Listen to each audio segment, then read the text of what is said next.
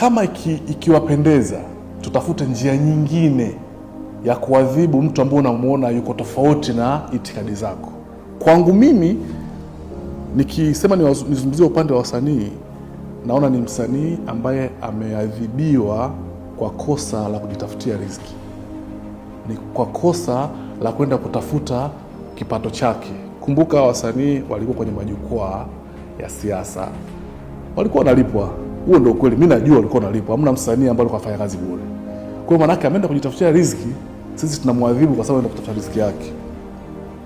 Lakini pia msanii anayo haki ya kuchagua chama, kama nilivyomtaja hapa Sugu. Sugu ni msanii, akiwa amechagua chama ambacho anakifanyia kazi.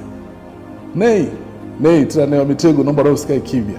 Nay ni msanii na ni kijana wangu, yeye mwenyewe atathubutu kabisa au atakiri kabisa mimi ni mmoja kati ya watu nimemjenga Nay kuanzia anaanza kwenye muziki.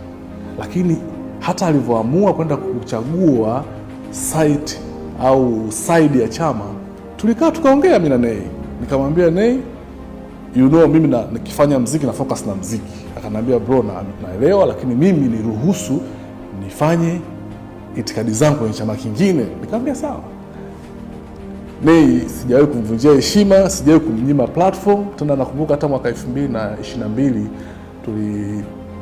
tulipata nafasi ya kufanya kampeni ya kuhamasisha watu kuchanja baada ya ile janga la COVID, na one of my taasisi ilipewa hiyo kazi. Nikiamini Nay ni mtu ambaye ana sikio kubwa kwa wananchi chini, nilimfuata Nay nikamwambia kuna kazi hapa ya kampeni ya watu kuchanja. Nay akaniambia bwana, mimi sidhani kama nitaruhusiwa kwa sababu mimi itikadi zangu, na hiyo ni kampeni ambayo iko chini ya Wizara ya Afya. Wizara ya Afya ni serikali, sidhani kama nitaruhusiwa. Nay nikamwambia hili ni jambo la kitaifa, halina chama, na mimi nitasimama kuwaelekeza wahusika wasichanganye mambo ya siasa na mambo ya kitaifa. Which is Nay, unakumbuka hii event ulizunguka katika hiyo tour nchi nzima, shughuli ya Wizara ya Afya, shughuli ya kiserikali, na wewe ulipanda kwenye hiyo stage kwa sababu muziki ulikuwa umesimama kama muziki kwa ajili ya kuelimisha wananchi wakachanja.